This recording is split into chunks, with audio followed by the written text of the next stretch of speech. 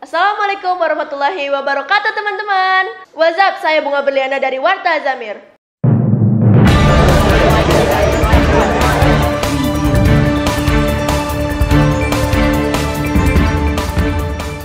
Kita kedatangan dua orang tamu yang istimewa. Gimana gak istimewa teman-teman? Sama-sama lulusan SMP Islam Zamir, yang satu angkatan 5 dan yang satu angkatan 6.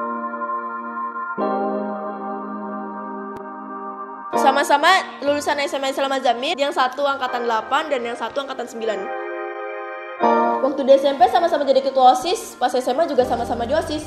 Yang satu jadi ketuanya dan yang satu jadi wakilnya. Sama-sama jadi alumni terbaik waktu kelulusan SMA. Sama-sama anggota Forum Anak Kota Tangerang. Sama-sama Duta Anak Kota Tangerang, yang satu tahun 2016 dan yang satu tahun 2017. Sama-sama diterima di Untirta, sama-sama Fakultas Teknik, dan sama-sama jurusan Metalurgi.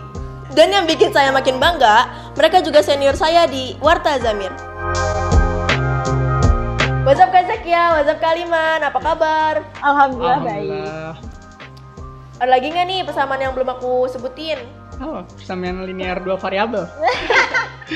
Udah sih, udah. Udah semua kok. Yuk, Kak, kita kenalan dulu Kak ke teman-teman. Apa tuh nih? Ya. Oke. Halo, saya Zakia Nur Syahada, sekarang semester 8 di jurusan Teknik Teknologi Untirta.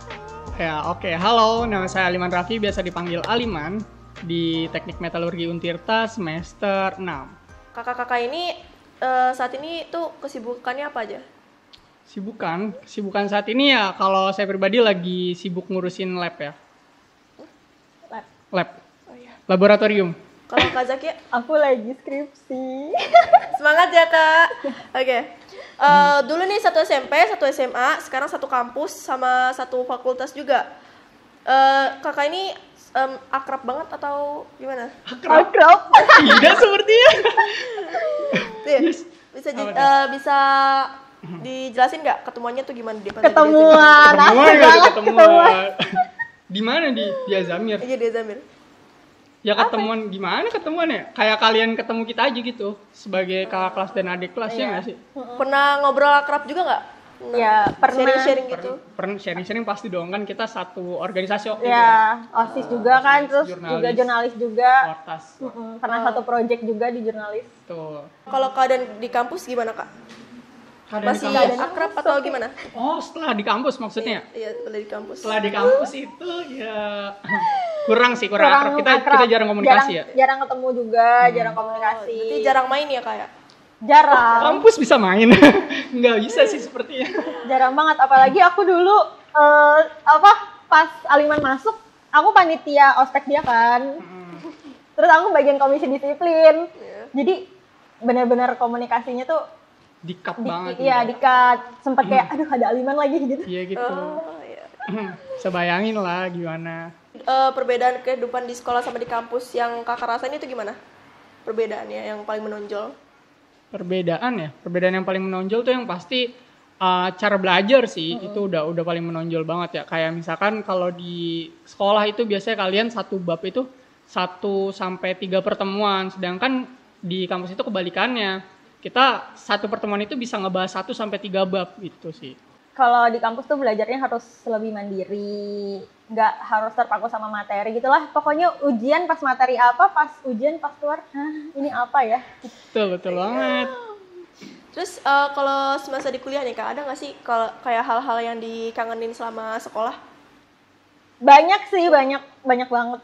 Kalau sekolah tuh lebih luang, bisa bercanda, bisa bolos. Iya bisa bolos, betul. Nah salah satu sebetulnya banyak banget betul sih kata Kak Zakia ya, banyak banget yang kita kangenin ya. Salah satunya kalau saya pribadi itu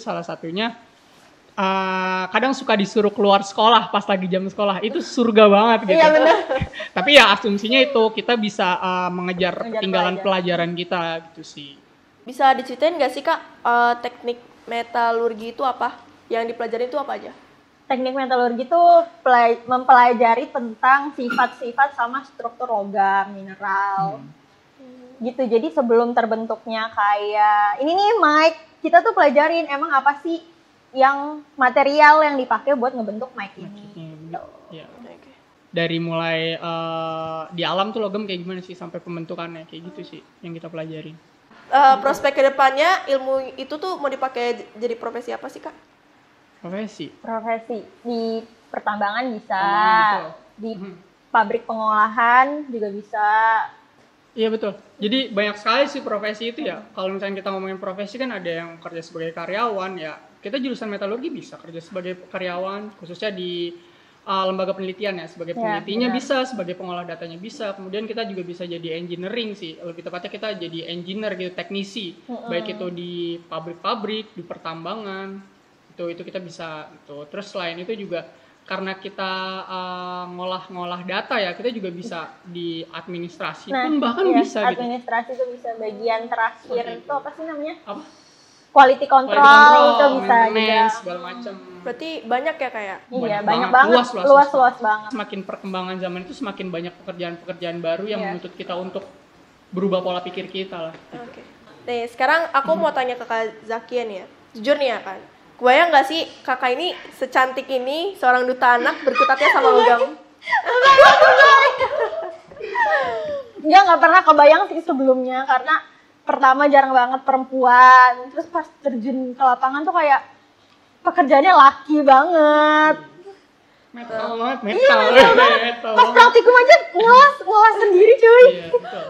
Terus itu gimana ceritanya kakak bisa milih jurusan ini? Awalnya sih coba-coba kan, aku pertamanya jujur pas milih teknik metalurgi tuh nggak tahu aku metalurgi tuh belajar apa, nggak tahu. Nyari-nyari tuh pas udah keterima, ternyata lolos, tuh baru nyari, oh ternyata tentang logam. Pas masuk kuliah juga masih ngeblur gitu, ini apaan sih? Oh jadi sebelumnya tuh masih belum ada bayangan apa-apa? Iya belum. Terus kalau Kak Aliman gimana? Kan pas banget nih ya, kalau apalagi 2017 Kak Zakia lulus nih masuk metalurgi Untirta, 2018-nya Kalimannya masuk, itu kakak terinspirasi atau gimana? Terinspirasi? Enggak sih, bahasanya bukan terinspirasi ya. Sebetulnya saya pribadi tuh tahu metalurgi pun dari Kak Zakia ini ya.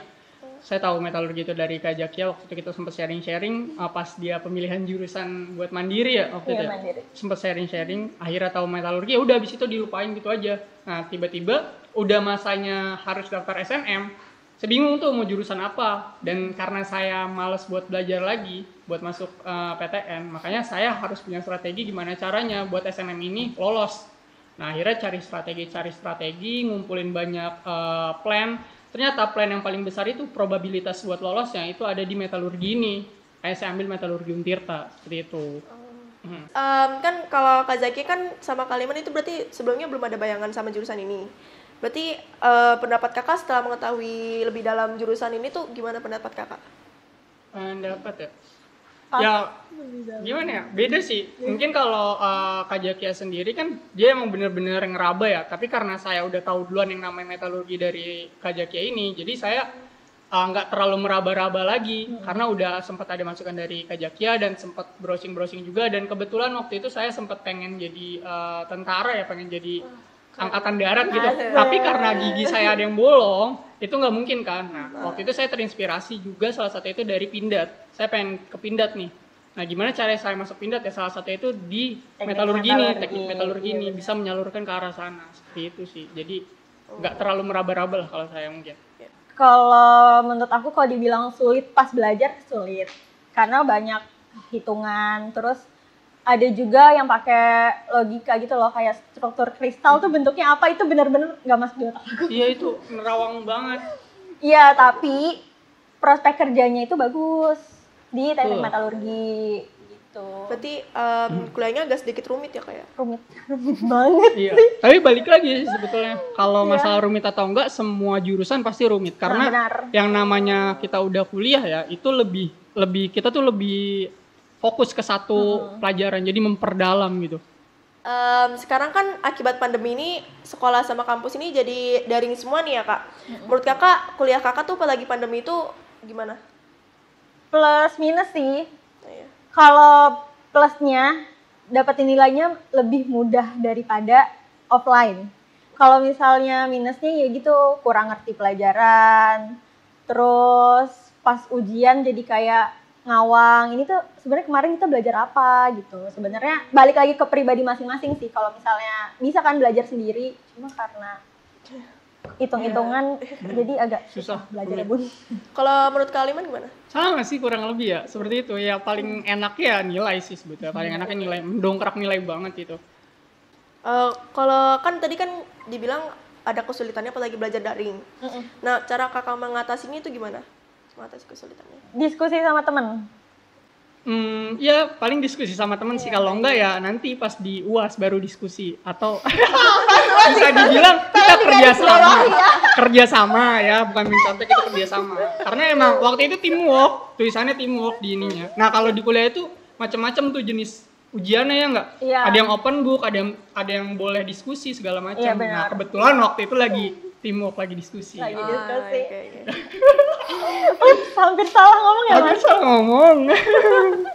Gitu. Kakak-kakak tuh ikut kegiatan kemahasiswaan atau kegiatan lain nggak sih di luar? Aku ikut himpunan jurusan sama terus nerusin ke BEM. Ya, itu bisa jelasin nggak sih Kak, itu apa aja kegiatannya?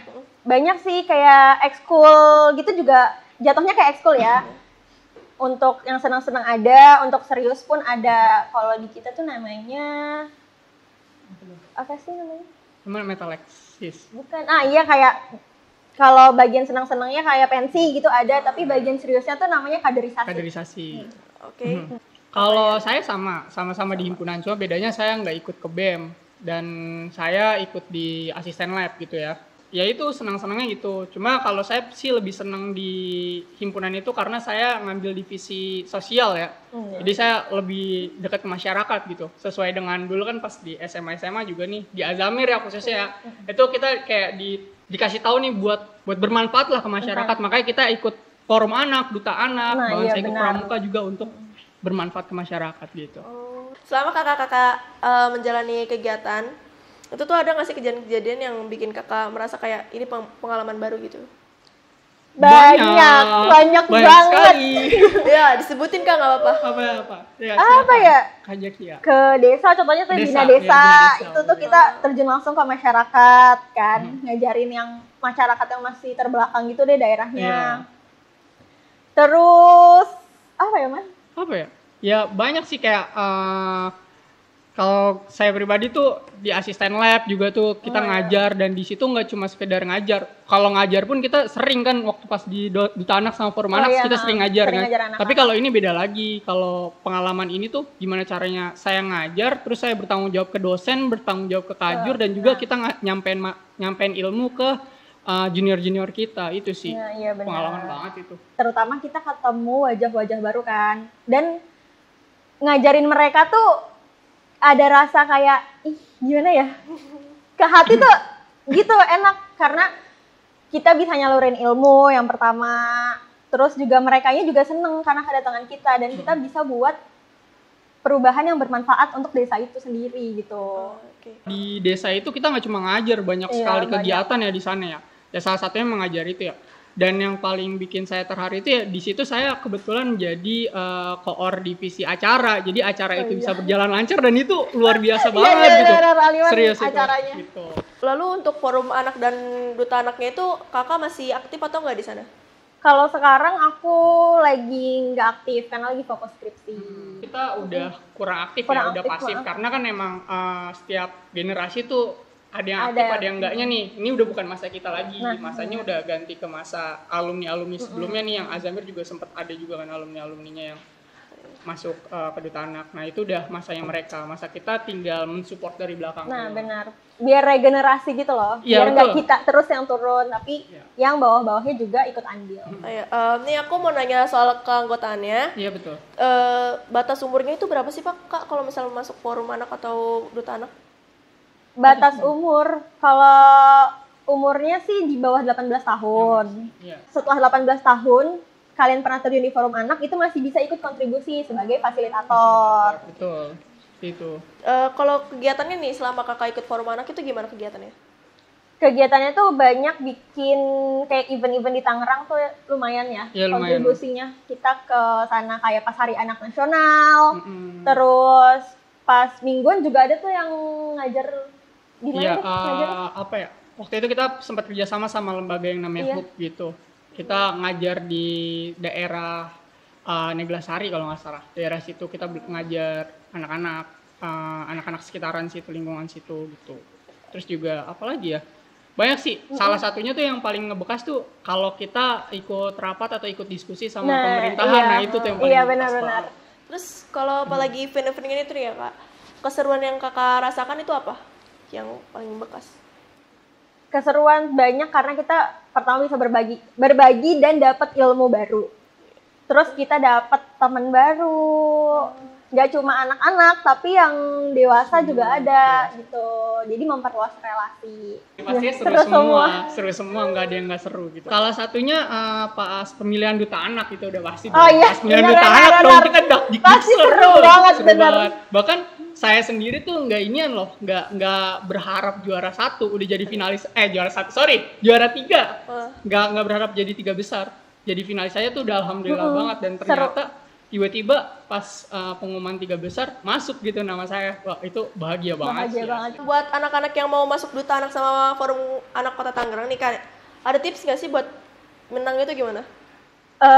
Kalau menurut aku ya, jangan tips buat menang. Kalian ikut andil di dalam situ aja. Udah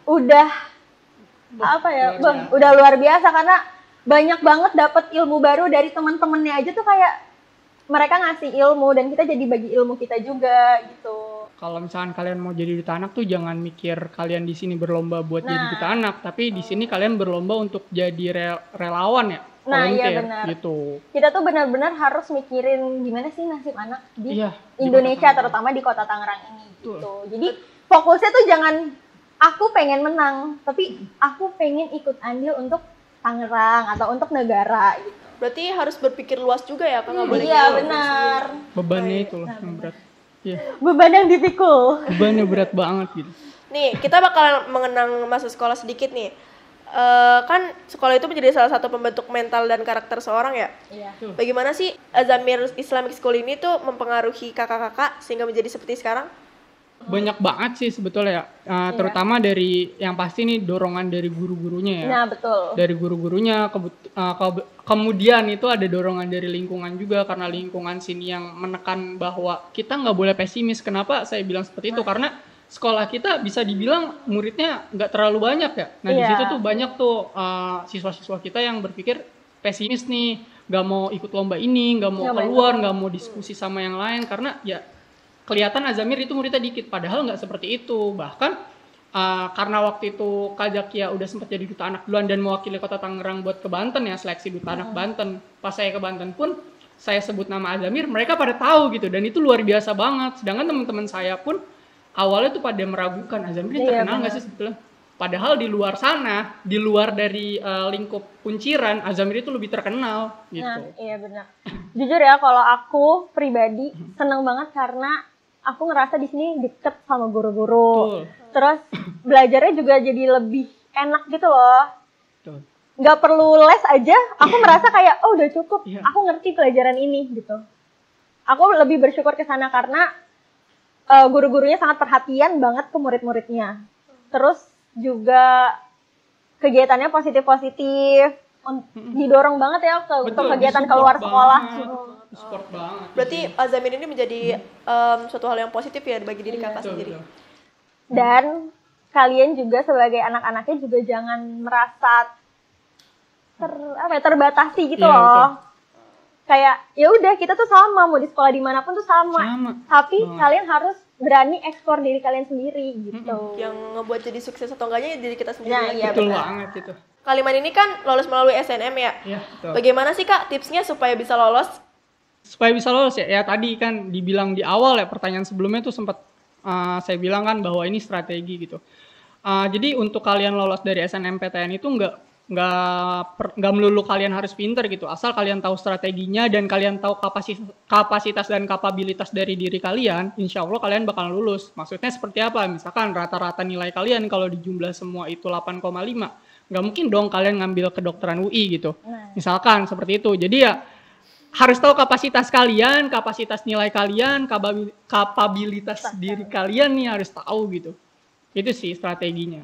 Kira-kira apa yang harus disiapkan sih Kak buat ini? Disiapkan untuk kelas 10 dan kelas 11 mungkin tingkatin terus prestasinya, jangan sampai turun. Kalau misalkan nilainya turun, itu bisa ngaruh banget di perolehan rata-rata nilai untuk nanti daftar SNM. Tapi kalau misalkan kalian udah di kelas 12, ya udah tinggal tentuin strateginya.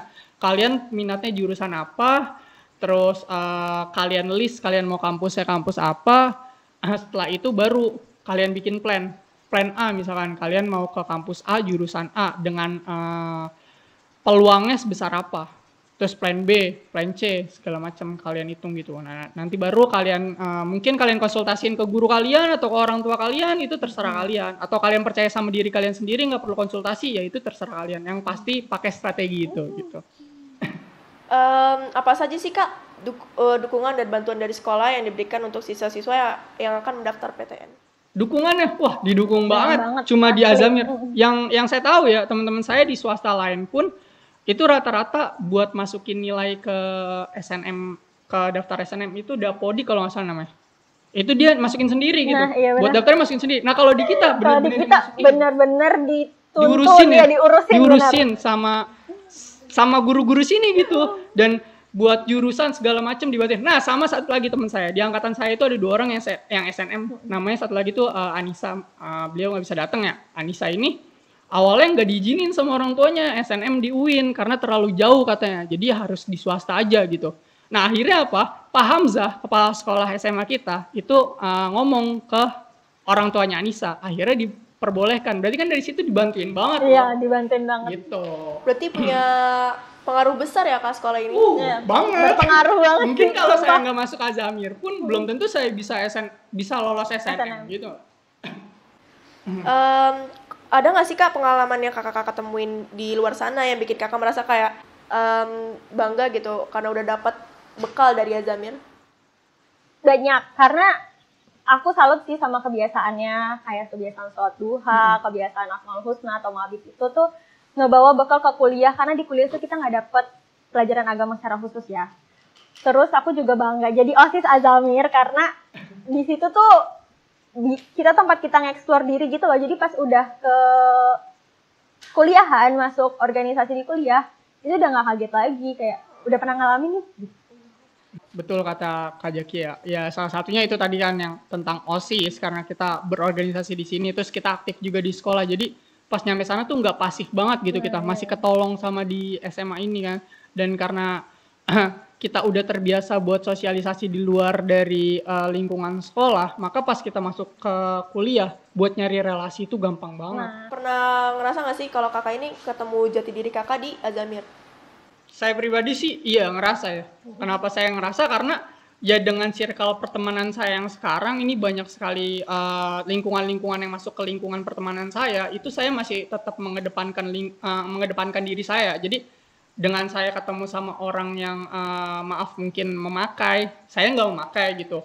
Terus saya main barengan sama teman-teman saya yang sedang mabuk misalkan, itu mabuk misalkan, saya nggak sampai minum sama sekali sampai saat ini gitu.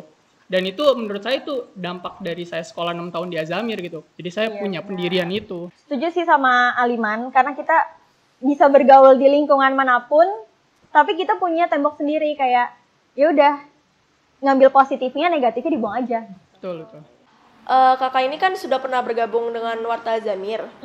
Waktu itu namanya masih Just FM ya Kak, singkatan dari Jurnalistik Azamir, Fotografi Multimedia. Waktu itu bagaimana sih Kak awalnya bisa gabung? Nah waktu awal banget kan aku anak baru nih pas SMP Islam Azamir. Terus rata-rata teman-teman cewek itu pada gabung di Just FM. Terus aku teracuni tuh sebagai anak baru, udah masuk aja.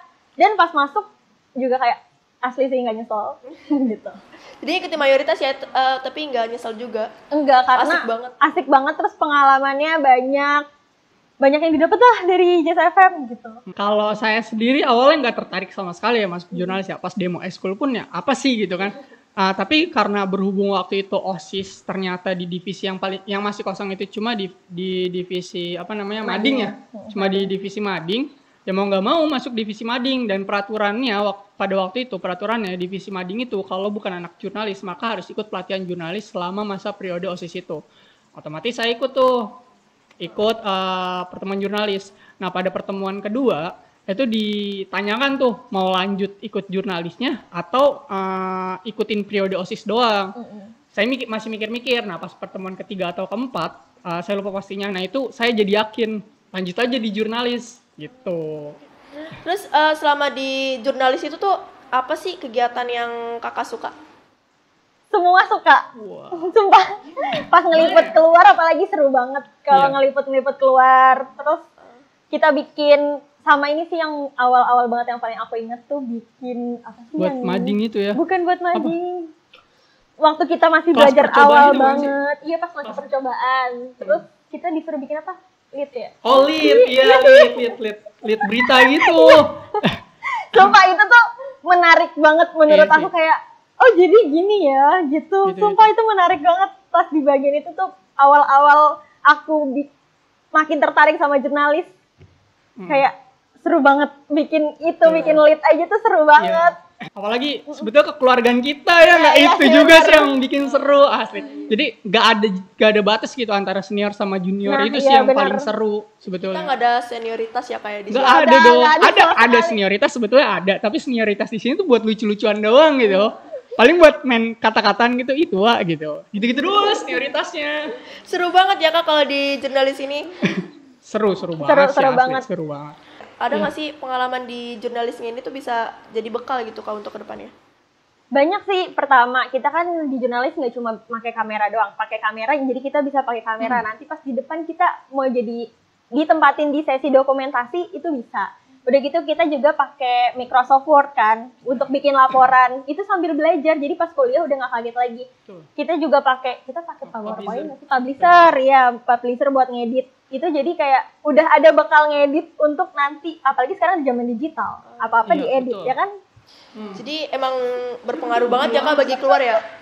Berpengaruh banget gitu. Iya berpengaruh banget. Salah satu yang berpengaruh lagi itu kalau menurut saya itu salah satunya itu diri kita sih, buat membentuk karakter kita. Nah, iya, ngebentuk banget sih, selain dari OSIS, selain dari guru-gurunya. Ikut jurnalis ini ngebentuk banget sih, baik itu Bu Rizka ataupun Marion dan teman-teman kita seniornya ataupun juniornya pun ngajarin kita gitu. Iya benar, ningkatin PD ya kawan. Betul. Jadi itu kan dibilang serunya kekeluargaan di jurnalis itu ya itu kita saling belajar lah. Iya betul. Sekarang kan di Warta Zamir kan sudah jadi bagian dari Mulok ya Kak. Jadi anak-anak kelas 10-nya itu semuanya dapat pelajaran dari kejurnalistikan, fotografi dan multimedia. Bagaimana menurut pendapat Kakak? Menurut aku itu keren banget sih. Emang sekolah mana lagi yang sekolahnya cuma di jurusan IPA IPS sih, sekolah umum, SMA, yang ada pelajaran mulok jurnalisnya? Nggak ada lagi, cuma di Azamir doang. Pelajarannya banyak, keren banget. Jadi nggak cuma yang ikut ekskul. Kalau dulu kan aku ekskul kan, nggak cuma yang ekskul doang yang bisa, tapi semuanya bisa gitu. Jadi ada bakal ilmunya tuh nggak cuma di beberapa orang doang, tapi menyeluruh. Semua murid tuh dapat, jadi nggak harus masuk eskul dulu untuk dapat pengalaman ya. Apalagi sekarang zaman digital kan ya, zaman bener. Digital, terus berita hoax banyak sekali kan. Nah, dengan adanya mulok jurnalistik ini, jadi kalian tuh bisa lebih koreksi lagi, ngeliat lagi nih. Nyaring lagi. Betul nggak sih? Betul nggak sih? Enggak? Dan kalian juga buat nge-share berita juga jadi lebih hati-hati kan, karena kalian tahu dasar-dasar jurnalistiknya. Tuh. Pertanyaan terakhir ya Kak, ada nggak sih pesan untuk junior-junior baik yang di SMP dan di SMA? Nah, buat kalian adik-adik SMP SMA Islam Azamir, pertama kalian jangan takut buat eksplor diri. Jangan termakan kata orang-orang, ngapain sih sekolah di swasta? Sekolah dimanapun itu sama, yang penting kalian berani untuk eksplor diri. Terus yang kedua, pesan untuk murid SMA yang mau masuk kuliah, kalian pilih jurusan yang kalian pengen supaya nanti kalian ngejalaninnya juga enak gitu. Ya, jadi buat teman-teman khususnya SMA Islam Azamir, ada di SMA Islam Azamir ya khususnya, banyak sekali sih pesan-pesannya. Salah satunya buat yang kalian mau masuk kuliah, itu tentuin strategi dari sekarang. Utamain buat yang kelas 10 dan kelas 11, tingkatin terus prestasinya. Buat apa? Buat nanti kedepannya kalian lebih mudah buat SNM-nya. jangan takut buat mengeksplor diri, jangan cuma merasa puas dengan kemampuan kalian di sekolah ini, tapi kalian juga harus mengeksplor diri kalian keluar sekolah. Dan saat kalian udah keluar sekolah, jangan malu-malu buat menyebutkan kalian berasal dari SMA Islam Azamir. Karena apa? Dengan kalian percaya diri menyebutkan nama sekolah kalian, maka orang-orang lain itu nggak cuma mandang kalian, tapi mandang sekolah kalian juga. Dengan sekolah kalian dipandang, maka diri kalian juga akan semakin tinggi. Menurut saya seperti itu, karena dengan prestasi-prestasi yang saya dapat, prestasi-prestasi Kak Zakia yang didapat, itu pun juga karena kita bangga sekolah di sini, bukan karena kita nggak bangga sekolah di sini, betul kan? Betul banget. Nah, untuk masalah insecure sekolah atau enggak, bisa kalian tonton di IG Azamir TV. Di situ juga ada beberapa petuah saya masalah sekolah, seperti itu. Dan satu lagi sih, tetap semangat buat teman-teman, apalagi menjalani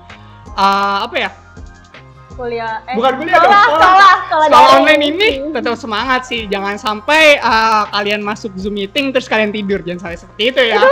Itu malu. Enggak dong, kadang-kadang.